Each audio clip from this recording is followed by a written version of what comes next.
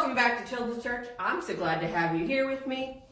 And we're going to be talking about the road to Jesus. So we're actually going to touch on Jesus' family tree. And today we're talking about one of my favorite ladies in Jesus' family tree. Her name is Ruth. She has a whole book of the Bible about her. She's really cool. I'm going to read you guys I'm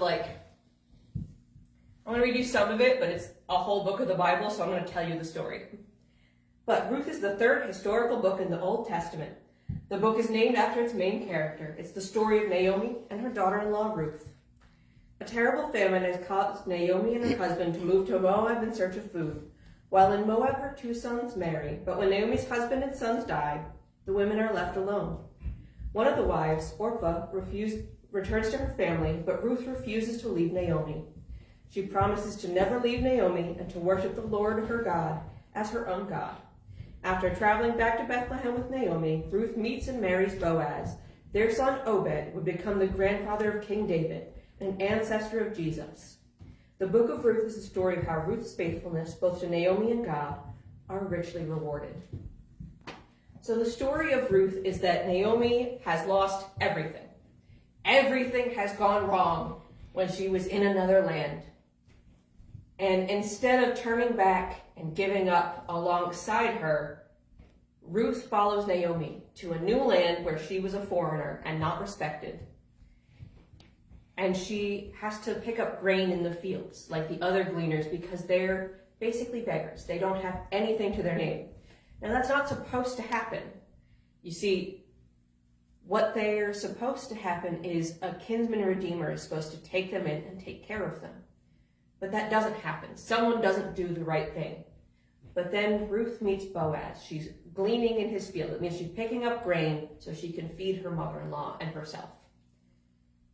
Well, Boaz sees her and he realizes who she is and he makes sure that she's safe and taken care of. While she's in his field, makes sure she's protected.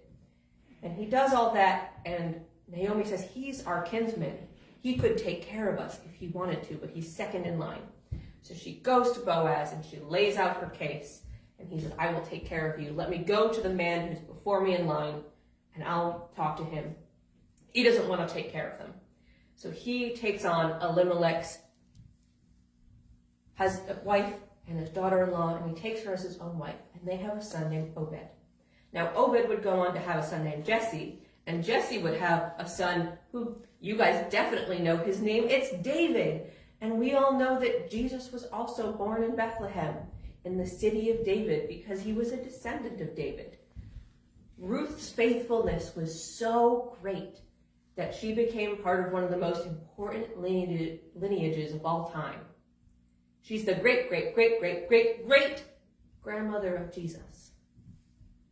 What an amazing thing to have your faith preserved for thousands of years because you were so faithful and so loving to someone. What a wonderful way to be remembered. Even if what you are isn't celebrated in your time on earth, it's remembered by God, always. That's what I wanted to talk about today. I'll see you back next week for another lesson of On the Road to Jesus. We'll still be in the Old Testament, though. We're not that close. Don't worry. I'll see you guys then.